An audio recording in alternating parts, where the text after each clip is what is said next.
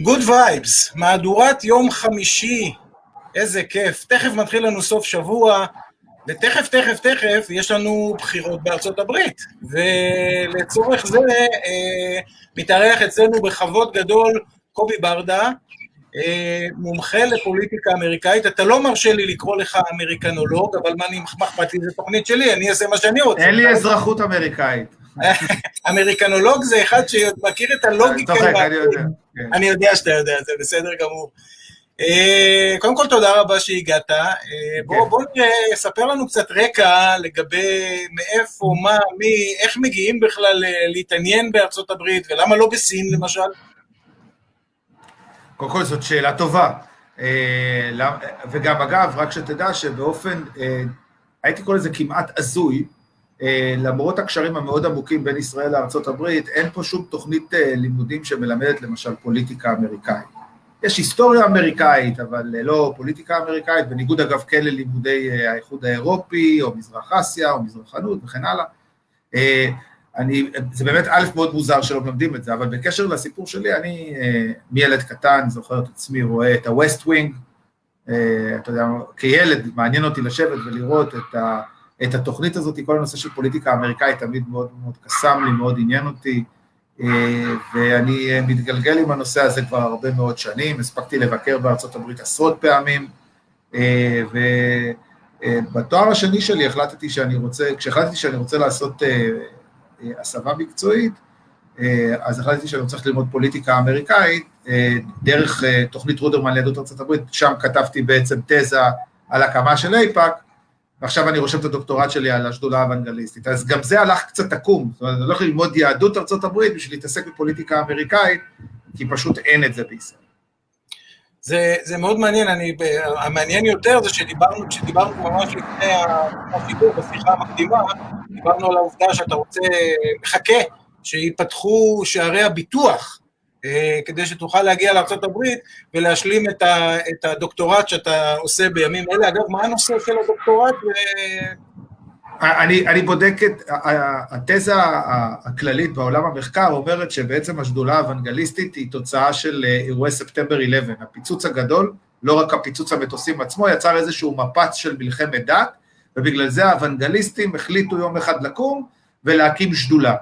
הטענה שלי שזה לא נכון, שזה התחיל בשנות ה-80, באמצעות זריעה של קהילות, דרך הכשרת סטודנטים בבתי ספר לקהילות אוונגליסטיות, שבעצם יצרו מעין משפך כזה, שבא לידי ביטוי מה שאנחנו רואים אותו היום, שללא האוונגליסטים קשה לי מאוד להאמין שטראמפ היה עושה את כל הדברים שלו, ואני מניח שאנחנו נדבר על זה בהמשך התוכנית, ובעצם אני רוצה להראות כיצד זה קרה, אחרי שהפיינתי איך נבנתה שדולת אייפאק, שהייתה אדם אחד, הוא בשם סי קנן, שהפעיל 1,000 איש במבנה של פירמידה, כ1,000 הפעילו מעליהם 10,000, ו10,000 מעל זה 30,000, זו שיטה מאוד מעניינת לבנות משפך כזה, שמפעיל לחץ על הקונגרס.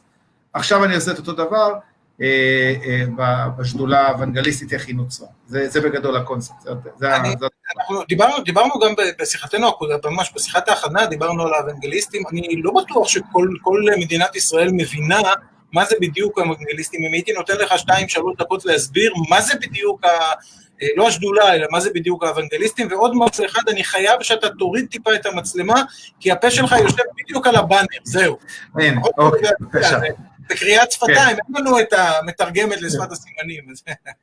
אז ככה, אז קודם כל, לגבי הנושא של השדולה האוונגליסטית, האוונגליסטים בפועל, דת שצומחת מאוד בשנות ה-70, היא הופכת להיות כמו חלק מתרבות הצריכה האמריקאית, עושים את זה בהמון שיטות, בעיקר דרך להקות רוק שמנגנות מסרים דתיים, תוכניות טלוויזיה, רדיו, בשנות ה-80 עושים קונפרנס קול של עשרות אלפי כמרים ביחד, שעוד לא היו בכלל את כל המתגים, זה פשוט קונספט מדהים. הרעיון, אנחנו לא ניכנס לכל התיאולוגיה, א', כי זה לא ההתמחות שלי, ב', זה משעמם, וג', זה ארוך, אבל בגדול, האוונגליסטים, יש קבוצה של רוב הישראלים, שאתה אומר להם, האוונגליסטים ישר באים לחנך אותך ולהסביר לך, אבל אתה יודע שהם מחכים שישו יגיע, ושכולנו נתנצר.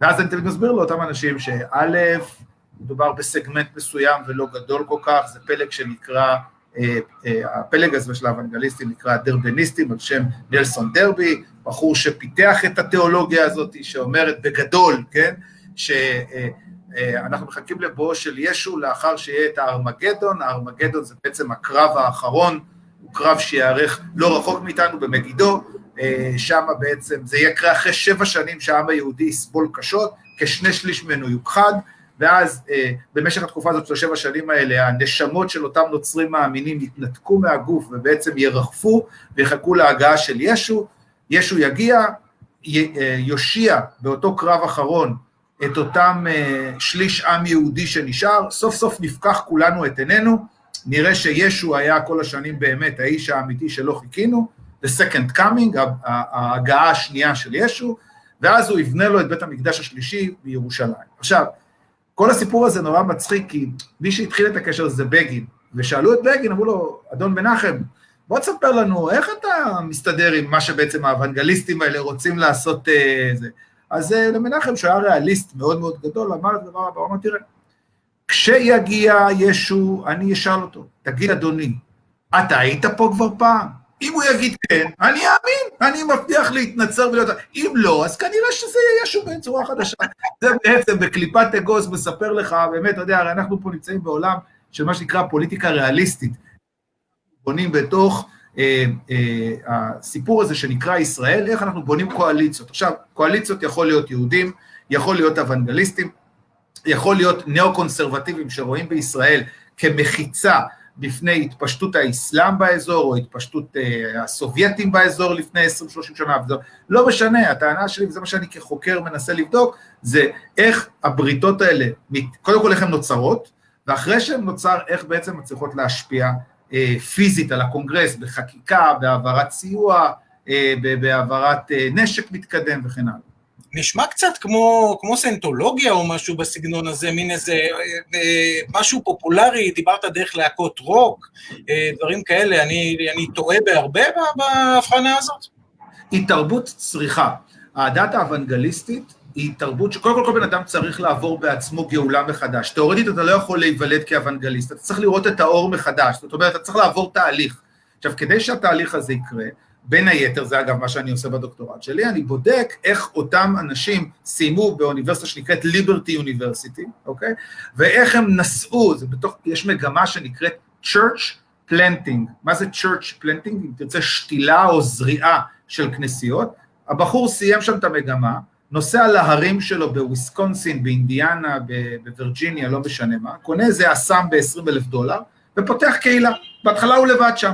לאט לאט המעגלים גדולים, והיום הוא באותו מקום, הוא כבר 30-40 שנה, אני מתכתב איתם לצורך המחקר, הוא נמצא 40 שנה באותו מקום, עכשיו הקהילה שלו כבר זה 14, 15, 20,000, 6,000, 5,000.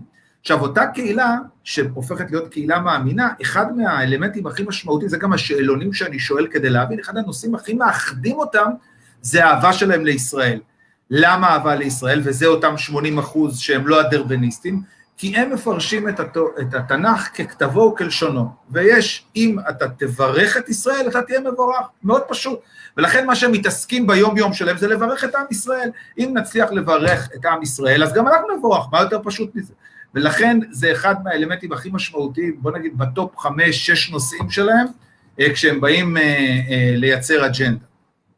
זה מעניין, כי יש כאלה מברכי ישראל בכל מיני מקומות, אני זוכר את דת המקויה ביפן, נכון. ואנחנו היינו מברכים אותנו, כמו שאנשים ביפן, בקוריאה יש מין חצי כת כזאת שמברכת את ישראל, וכשאנחנו מדברים על אוונגליסטים, יש קשר הדוק, אוונגליסטים, טראמפ, ישראל, ביבי, העברת השגרירות מתל אביב לירושלים, נתפסת אצל רוב האנשים בישראל, בטח אלה שנמצאים בצד ההוא של המפה, ואני לא מכניס לפה פוליטיקה לגמרי, בתור איזשהו הישג נדיר של ביבי נתניהו, אדוננו, מורנו, משיחנו, רבנו, פותר הקורונה, זה שמתקשרים אליו וכו'. ויש קצת סיפור מעבר לזה. איך עברה השגרירות האמריקאית מתל אביב לירושלים למעשה? אז זה אחד הדברים שאני בפעם הראשונה מפרסם את זה אצלי בספר, מה זה זאת אומרת בפעם הראשונה? פעם הראשונה לקורא עברית, כי לא ראיתי בשום מקום אחר בעברית לפני שאני כתבתי את זה. אחד מהאנשים הכי משמעותיים בזרם הזה, אגב קורונה, הוא מחלים מקורונה בביתו, זה בחור מבוגר בן 81, קוראים לו ג'ון הייגי, הוא אחד אם תרצה, החצרות האוונגליסטים היותר משמעותיים, הוא פועל מסן אנטוניו, טקסס, והוא זה שמקים בשנת 2004 את השדולה שנקראת קיופי, Christian United for Israel. הרב כדורי של האוונגליסטים, אתה אומר. אבל בהתמחות ישראלית, זאת אומרת, כשהוא מתראיין, גם ישראל מאחורה. זה העיקר שלו, אתה יודע, מבין כל הדגלים, אתה יודע, יש להם דגלים של הפלות, דגלים של אפשרות חופש עיסוק בפולחן, זה הדגל שלו זה דגל ישראל. תרתי משמע, זאת אומרת, שהוא מתראיין, יש לו מאחורי דגל ישראל, והוא בעצם מחכה שדונלד טראמפ ייבחר. כשדונלד טראמפ עושה את הקמפיין שלו לקראת 2016, ואני ממליץ למאזיננו, כל מי שרוצה לעשות את זה, זה יכול לצרוך את זה או דרך הספר שלי שאני כותב את זה, שנקרא מפתח להבנת דונלד ג'יי טראמפ, או באופן עצמאי לגשת ליוטיוב ולרשום AIPAC Conference Trump 2016, ולראות את הנאום שלו בפני כנס AIPAC. בנאום שלו בפני כנס AIPAC, טראמפ פורס חבילה של דברים שהוא הולך לעשות, כמו שהוא אומר את זה, אתה שומע צחקוקים של אי נוחות בקהל, כי אנשים חושבים שהוא סתם מדבר, וכאילו בין זה לבין, אגב, נעבור עליו ונראה שאת כולם הוא עשה, הוא מבטיח לסגת מהאיראן דיל, הוא אומר שהוא לא מוכן שפלסטינאים יהללו את כל מי שמבצעים פעולות טרור, והוא ייקח להם את הכסף, צריך לחנך אותם לאהוב ספורטאים, או אתלטים, או כאלה, ולא מרצחים. הוא מדבר על בית המשפט בהאג, שהוא ידאג לפעול ולאכוף נגדו, הוא מדבר על האיראן דיל, והדבר הכי משמעותי שלו הוא מדבר על זה שהוא רוצה לייצר סיטואציה שבמסגרתה הוא יעביר את השגרירות לירושלים. עכשיו, כל הנשיאים, מהיום שהחוק הזה עבר, שנת 1995, אגב, אני פותח סוגריים, בהפעלת השדולה האוונגליסטית שעוד לא הייתה אז מאורגנת כשדולה, אלא כיחידים, זה בדיוק הנושא העבודה שאני עושה המחקר, הצליחו להכניס איזשהו פתח מילוט בתוך החוק הזה. הפתח המילוט הזה, זה היה יוזמה של בחור בשם דן שפירו, שחי היום בישראל, הוא היה אז עוזר פרלמנטרי של סנטורית שעדיין מכהנת בשם דיין פיינסטיין מקליפורניה, ובעצם הוא כדמוקרט ניסה לייצר בתוך המנגנון של הקונגרס, של הסנאט, איך להעביר את זה, ואז הוא הציע פתרון, הוא אמר, תראו, בואו נשים אפשרות לנשיא אחת לחצי שנה בחתימת ידו, לדחות את זה כי אין מקום, כי קשה, כי אנחנו מפחדים מאירועי טרור, whatever, אוקיי? הארנונה בירושלים גבוהה, ואין לנו כסף כרגע. ואין מספיק חמצן, ומה שאתה לא רוצה. וכל הנשיאים, לא משנה רפובליקנים או דמוקרטים, כולם, שנת 95, כל חצי שנה, כמו פונקט, הנשיא חותם על הצו. עכשיו, הנשיא מושבע ב-21 לינואר, אז אובמה ב-2017 בינואר חותם על החצי שנה האחרונה שלו בתפקיד, ומגיעים לראשון ליוני, ואין ברירה, והוא חותם. הגזוכט, כמו שאומרים ביידיש, חתם, אז הבטיח, מה אנחנו נשתדל. ואז מה שקורה, ב-26 לנובמבר 2017, מזמין את עצמו אותו ג'ון הייגי לבית הלבן, לארוחת ערב חגיגית, שאני אומר שהלוואי והייתי זבוב על השיער ושומע את השיחה שם. השיער של טראמפ. לא אכפת לי של מי, אבל לשמוע את השיחה, אבל יש הפניה אצלי בספר לוידאו שהוא מדווח אחרי זה, והוא מאוד מדבר בצורה מאוד עדינה, אבל אין לי ספק שזה לא היה בצורה מאוד מאוד עדינה. ובגדול הוא אומר, תראה, אדון טראמפ היקר, אנחנו בחרנו בך. עכשיו אני רוצה שתבין משהו. 1 ל-50 שנה זה שנת היובל, מה שנקרא the Jubilee year, 1 ל-50 שנה. ובשנה הזאת אלוהים עושה ניסים. 1867, ארכיאולוג בריטי מוצא לראשונה בהר הבית ממצאים ארכיאולוגיים, 1917, אלנבי דוהר עם הסוס הלבן, כובש את ירושלים מידי המוסלמים הכופרים, 1967 ישראל אמורה לעבור הכחדה טוטלית ומוחלטת, ואלוהים אורמייטי, שאגב אומרים שזה אחד מהדברים שהאיצו את התוצר הזה שנקרא אוונגליזם, כי באמת רואים פעמי משיח, רואים אוטוטו ישו מגיע, אוקיי? זאת אומרת, לפחות בהתחלה, עוד לפני שהשתכללו התתי זרמים, אלוהים מגיע ומציל את עם ישראל, זה נס שאין דרך אחרת חוץ מה שלהגיד שהתערבות אלוהית, ואנחנו ב-2017 עברו 50 שנה, וחביבי, התבלבלת. אם ה-50 שנה עוברים, ופספסת את הג'ובל העיר. סלמתק. עכשיו בוא נראה אותך מצליח להסתדר, בלי הדת שמצביעה לך הכי הרבה. 67% מהאוונגליסטים, 79% מהאוונגליסטים מצביעים בפועל דונלד טראמפ. אין שום דת שמתקרבת אליו. הנשיא טראמפ מבין את המסר, ושבועיים אחרי זה עומד יחד עם מייקל פנס, שהוא הסגן שלו, והוא אוונגליסט בעצמו מאינדיאנה, ומכריז על העברת השגרירות. מכה את כל העולם בשוק, אף אחד לא ראה את זה בה, אני להערכתי גם ביבי לא ידע, בטח התקנו אותו לקראת המהלך, אבל עד הרגע האחרון אף אחד לא האמין שדבר כזה הולך לקרות, וזה לא במקרה של ממשלת ישראל כל השנים, היא נמצאת בתוך פרדיגמה שמצד אחד כלפי חוץ אומרת, כן, אני רוצה להעביר את השגרירות, מצד שני, מפחדת מההשלכות, ובצדק, אנחנו חיים פה, אנחנו צריכים לטאטא את השברים פה, שעל במשך עשרות שנים, זה מה שאמרו, כל המזרח התיכון יעלה באש, אם זה מה שיקרה, זה הייתה התיאוריה, זה הייתה הדוגמה, והוא עומד שם, ב6 לדצמבר, חותם על זה של הכרה בירושלים והעברת השגרירות, היא עוברת אגב לראשונה ב-14 למאי 2018, כי זה בעצם של הכרזת המדינה, ובעצם סוגר עוד מעגל כזה. 70. נכון, ולכן אני אומר, אין פה באמת שום מעורבות ישראלית, ככל שאני יודע, וכדי להוסיף על זה, ב-26 לאוגוסט השנה, הוא מגיע לכנס בוויסקונסין, והוא מדבר למעריצים שלו, כל רעלי שלו מגיעים עשרות אלפי אנשים, חלק גדול מאוד מהם הם אוונגליסטים, ואז הוא מספר להם את הסיפור הבא. הוא אומר להם, תקשיבו, אני העברתי את השגרירות בשביל האוונגליסטים, ואתם יודעים מה, האוונגליסטים יותר שמחים מהיהודים, הייתם מאמינים שהיהודים לא שמחים כמוכם בהעברת השגרירות, ואז הוא מקבל את מחיאות הכפיים.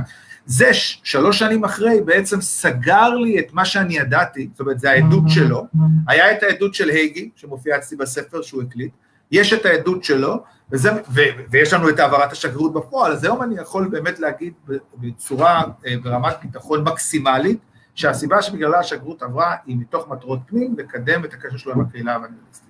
אז זה לא בגלל שהוא חבר של ביבי מהשכונה, הוא יכול להיות חבר של ביבי מהשכונה, אבל ביבי לא הזמין את עצמו לארוחת ערב ב-26 לנובמבר, ישב אצלו ונתן לו להבין שיש משמעויות מאוד לא טובות, או חס וחלילה תחלוף השנה, עכשיו זה מה שהוא אומר בהסבר שלו, הוא מסביר להם, הוא אומר להם, הסברתי לו כמה זה חשוב שנת היובל, בשביל זה הוא גם המהירות, תוך שבועיים, אתה יודע, לקבל החלטה כזאת דרמטית, מהרגע שהוא עוזב את הבית ועד שיש את ההכרזה עצמה, זה לא קורה סתם, יש פה 1 ועוד 1 שווה 2, 100%.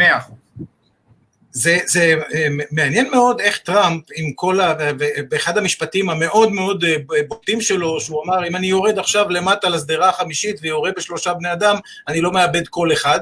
אני את טראמפ רואה כגאון שיווקי, אני טוען שהוא אריזת הקורנפלקס הטובה בעולם, כי היום טראמפ הוא בעצם המותג מספר 1 בעולם, הוא גדול יותר מאפל, הוא גדול יותר מקוקה קולה, הוא גדול יותר מכל דבר אחר, אולי הקורונה היא מותג יותר חזק מטראמפ, עובדה שהיא גם הצליחה להחלות אותו, למרות שהוא התאושש מאוד מאוד יפה, עם כל מיני תרופות ניסיוניות שמסתבר שהן פשוט לא עוזרות, אבל אתה יודע, לפעמים דווקא הפלסבו זה מה שעושה את העניין, הולך בעצם ומקבל קולות מכל מיני מגזרים, שאלוהים יודע איך, ההיספנים,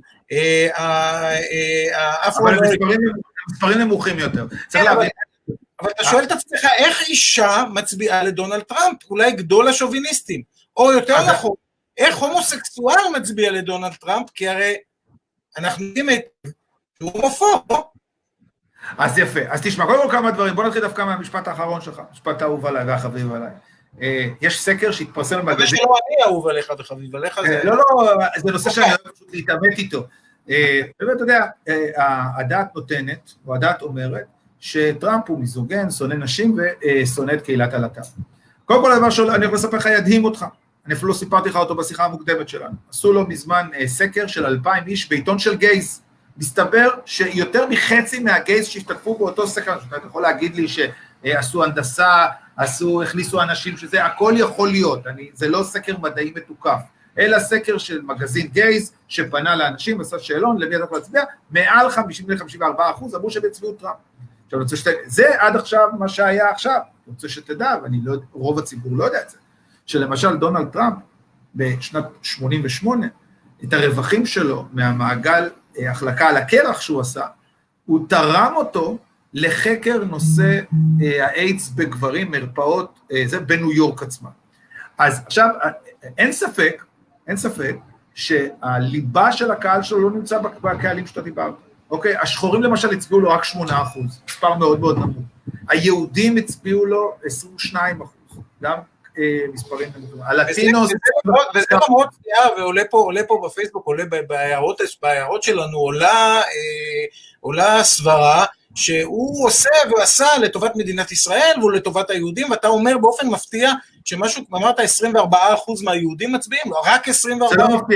זה לא מפתיע, בכלל, מי שמכיר את החברה היהודית האמריקאית, יודע שזה בכלל לא מפתיע, החברה היהודית האמריקאית מתגבשת ב100 השנים האחרונות כקהילה סופר ליברלית, זו קהילה שהייתה קהילת מהגרים, אחד הנושאים הכי משמעותיים של טראמפ זה המאבק בהגירה הלא חוקית, יהודים בבתי הכנסת מאמצים אליהם מהגרים שהגיעו בכל מיני מקומות, חלק מתוך זה גם כן, זה הסתכלות תנכית, רות המואביה ודאגת לגר וכן הלאה, וזה הפרשנות שלהם למה זה להיות יהודי, מה זה להיות מנץ', ולכן הבייס של טראמפ לא נמצא במקומות האלה. הבייס של טראמפ, אם אתה רוצה לאפיין אותו מאוד פשוט, בניגוד אגב לבייס דמוקרטי שתכף ננסה לאפיין אותו, הבייס הרפובליקני מאוד מאוד פשוט. לרוב גברים, לבנים, בלי השכלה או השכלה מינימלית, זאת אומרת עד השכלת תואר ראשון, גרים במדינות הפרברים, ומתעסקים בעבודות עמלניות. זה המצביע, הג'ו האינסטלטור מאיווה, שזה מונח כזה, אבל זה אמיתי, כי ג'ו האינסטלטור מאיווה באמת מצביע דונלד טראמפ. אוקיי, זאת אומרת, זה, לעומת זאת, הדמוקרטים, יש להם תופעה פוליטית, חברתית, השם של זה זה האוהל הגדול. מה זה האוהל הגדול? זה אקלקציה של המון המון המון מיעוטים, שכולם נמצאים תחת קורת גג אחת. עכשיו, מה זה הקורת גג אחת? זה יהודים, זה היספנים, זה שחורים, זה בעיקר נשים, להט"בים, אקטיביסטים, קומוניסטים, סוציאליסטים, ירוקים.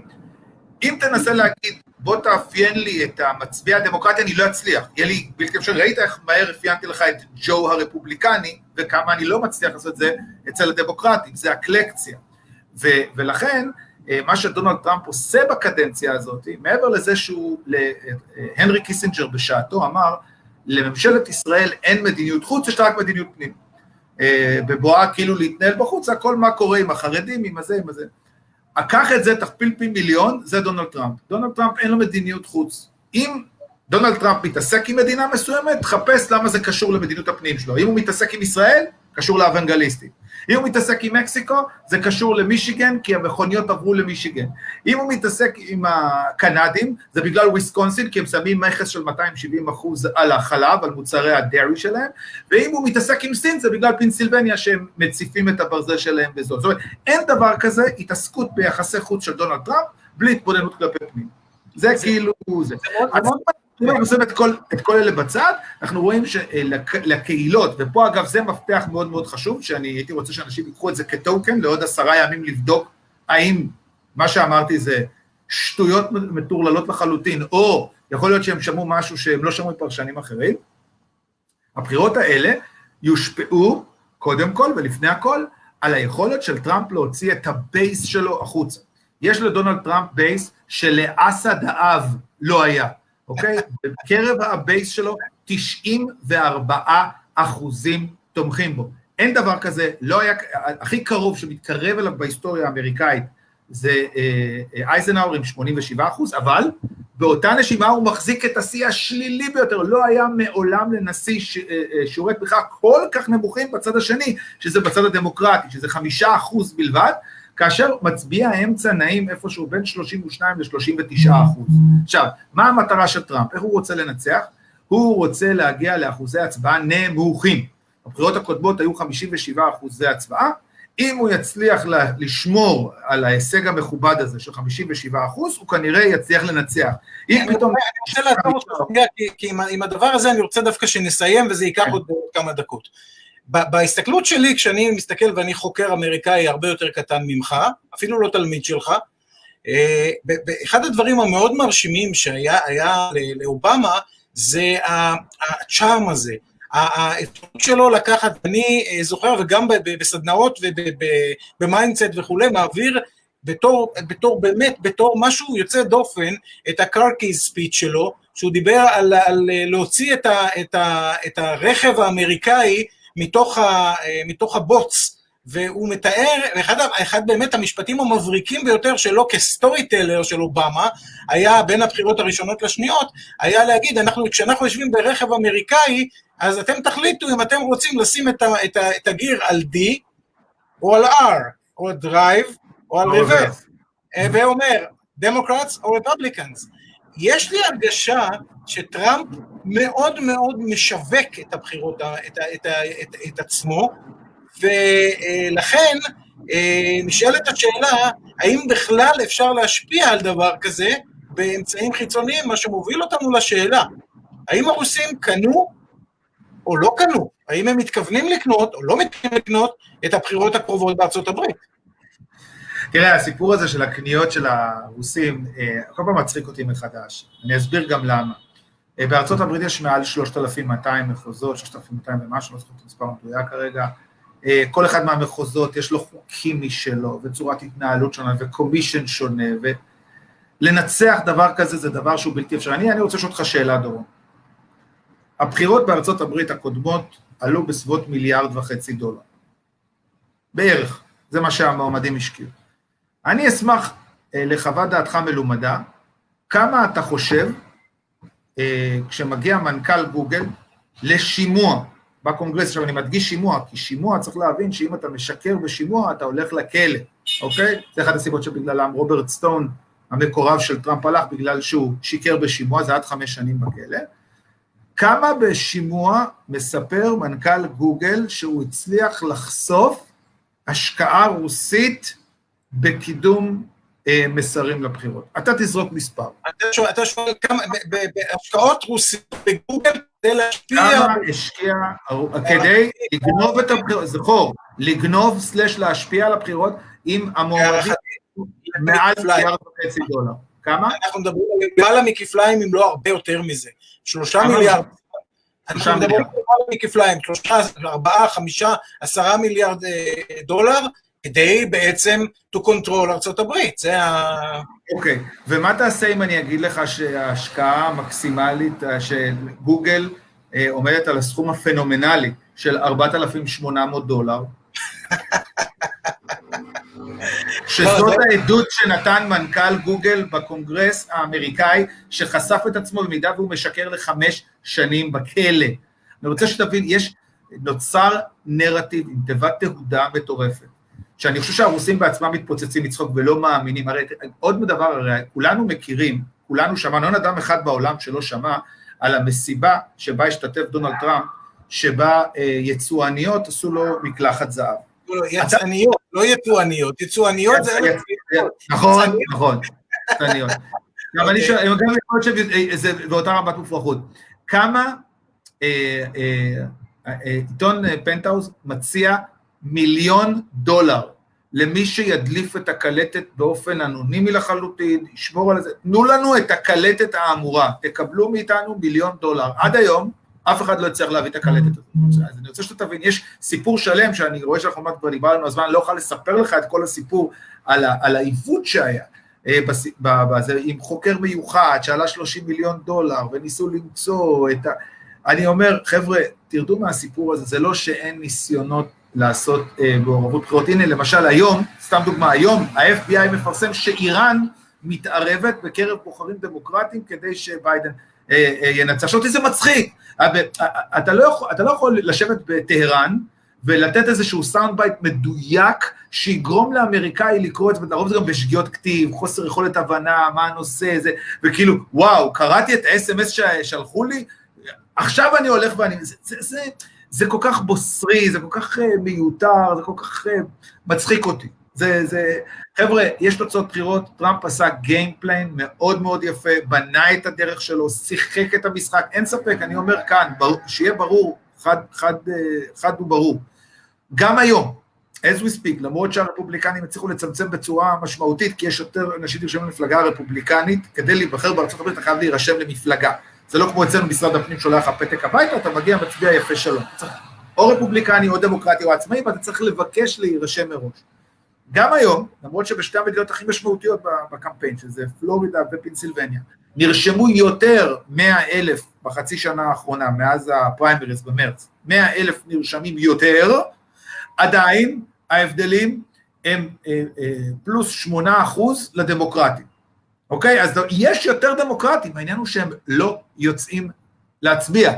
אז הוא מכיר את המשחק, הוא מבין אותו, כולל במדינות מפתח, נותן את המסרים שגורמים לאנשים שהבטן תבער להם, למשל בפנסילבניה, הוא מדבר איתם על טכנולוגיית פצלי השמן, שהירוקים רוצים לבטל את זה, כי זה פוגע בסביבה, אבל מה יותר חשוב? לספק פרנסה לך, למשפחתך, לג'ו המוסכניק שמתקן את זה, ולליסה שעושה לי את הארוחות צהריים, או לדבר על עניינים ירוקים. זה הסיפור, וככה הוא מצליח לנצח. ובמקום כאילו לתת לו את הקרדיט שהוא פוליטיקאי ואסטרטג ברמה הגבוהה ביותר, בגלל הצורה שבה הוא מתבטא, והוא מתבטא בכוונה לאנשים שלו כדי שיבינו אותו. אם תראה רעיונות שלו משנות ה-80, הוא מדבר בצורה מאוד רהוטה, קוהרנטית, יפה. הוא מדבר באנגלית פשוטה, שגם הבת שלי שהייתה בת 11, שגרה בישראל, הצליחה להבין אותו בלי תרגום. זה הבייס, צריך לדעת לדבר לבייס במסרים שלו, בשפה שלו ובהבנה שלו, ובשביל זה הם מחכים 3 ימים בתור בשביל להגיע לכנסים שלו. שאלה ככה לפני האחרונה, אנחנו כל הזמן מדברים טראמפ, טראמפ, טראמפ. ביידן, טוב ליהודים, רע ליהודים, טוב לישראל, רע לישראל. תראה, זאת שאלה מצוינת. אני אומר ככה, אנחנו רואים כעת 3 דורות במפלגה הדמוקרטית. דור העבר, דור ההווה ודור העתיד, אוקיי?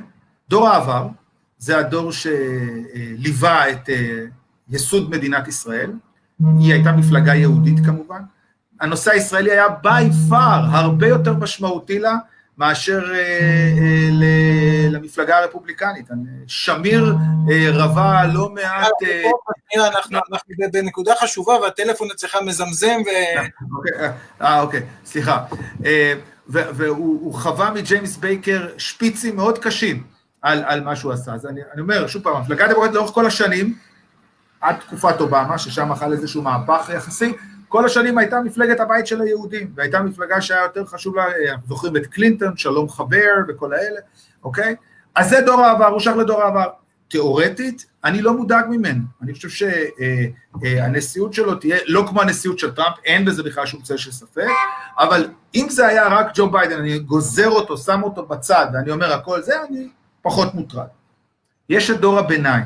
דור הביניים זה דור שרגל אחת שלו בעולם הוותיק, ודור אחד שלו בעולם החדש, זה לצורך העניין סגנית הנשיא האריס, קמאלה האריס, אוקיי, שנשואה ליהודי, שסבן חבר שלה, כשהגיעה לישראל הצטלמה עם ביבי, כל אלה היה טוב עד שנת 2018, היום בגלל המציאות המשתנה, והכתבה הפרוגרסיבית של המפלגה, הם נאלצים לחדד את המסרים שלהם, אחד המסרים המאוד משמעותיים של הפרוגרסיביים, נגד הממסדים, המפלגה הקודמת, זה סביב ישראל. הם טוענים שישראל היא בעצם המעצמה הקולוניאליסטית האחרונה שנשארה בעולם. אנחנו כובשים את הפלסטינאים המסכנים, אנחנו אכזריים, אנחנו נוראים, ולכן אסור להשאיר את ישראל. זה בגדול הקונספט. וזה שייך לדור העתיד.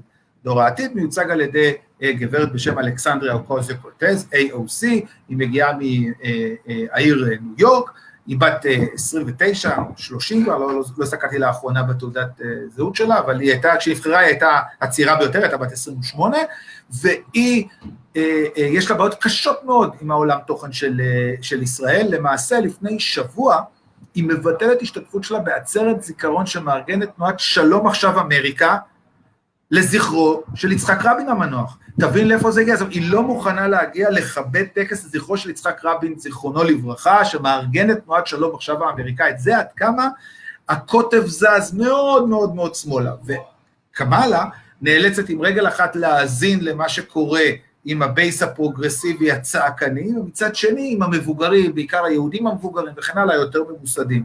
ולכן, אם תשאל אותי כישראלי, כי זה שתמיד מה שמעניין אותי, אני אפתיע אותך ואת מאזיננו שנגיד שאם בלומברג היה נבחר, הייתי מעדיף את בלומברג על פני טראמפ, בגלל הרבה מאוד סיבות, לא ניכנס להם, כי זה כרגע לא רלוונטי, אבל אם ייבחר ביידן, אנחנו נראה נציגה, בטח ביחס למה שהיה עד היום, ומאוד מאוד יכול להיות שאנחנו מאוד מאוד נתגעגע, לא במקרה 7 מכל 10 ישראלים, השיעור הגבוה ביותר בעולם, מחבבים את הנשיא טראמפ. השאלה ממש בספיח, לפני שאנחנו רואים לשאלה האחרונה, ביידן הוא לא בעצם פלקט מפאת גילו, ותכף יוכרז כבלתי כשיר? אז זה בדיוק הבעיה, כי אמרתי, אם זה היה רק ביידן הייתי פחות מוטרד מזה, הבעיה היא שהאנשים שלו מנהל את הקמפיין שלו, שהיא סופר פרוגרסיבית, והאנשים שסביבו שהוא יבחר לקבינט שלו וכאלה, יהיו אנשים שישראל לא תבוא להם טוב, ועצם זה שישראל הייתה כל כך מזוהה עם טראמפ, אין עוד מדינה בעולם שמזוהה עם טראמפ כמו ישראל, אנחנו נשלם מחיר על זה, במיוחד ככל שזה נתניהו שיצטרך לעמוד מול ביידן, ויותר גרוע, אם וכאשר ייווצר סיטואציה שבמסגרתו גם הסנאט יהפוך להיות דמוקרטי, זאת אומרת, יהיה רצף כחול מה שנקרא, בית נבחרים, סנאט ונשיא, מה שבפעם הקודמת לא היה בסיפור של איראן, כי כזכור לך זה נשלט על ידי הרפובליקנים, ואז הוא הגיע ונתן את הנאום המפורסם שלו מעל הראש של אובמה בקונגרס, ואנחנו הולכים לעולם קשה מאוד, לעולם מאוד מורכב, מאוד מאוד בעייתי, שיכול להיות מאוד מוקדם להגדיר לאיזה כיוון הוא ילך, אבל אני יכול להגיד די בוודאות פחות טוב, עזבו רגע את האיש, עזבו רגע את צורת התנהלות, עזבו רגע את צורת התנהגות, אין ספק שישראל תחת דונלד טראמפ רדתה דבש ששום נשיא אמריקאי לא עשה מעולם, כי היה מאוד חשוב לו לשמר את מה שנקרא המושג The Honest Broker, המתווך ההגון, בינינו לבין הפלסטינאים, בינינו לבין העולם הערבי וכן הלאה. טראמפ לקח 100% מהנרטיב הישראלי, לפעמים אפילו יותר קיצוני מהנרטיב הישראלי, בעיקר האנשים שלו, שגריר פרידמן למשל, ולכן אם הוא הולך, הטוב הזה הולך יחד איתו.